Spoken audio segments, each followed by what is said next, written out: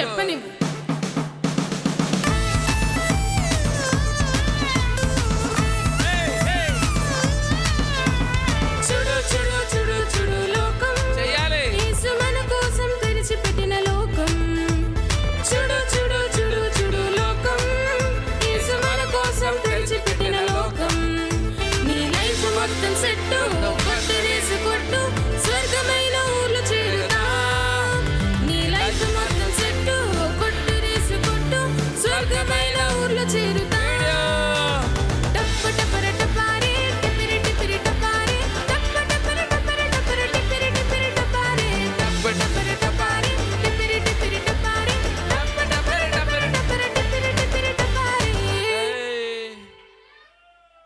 okay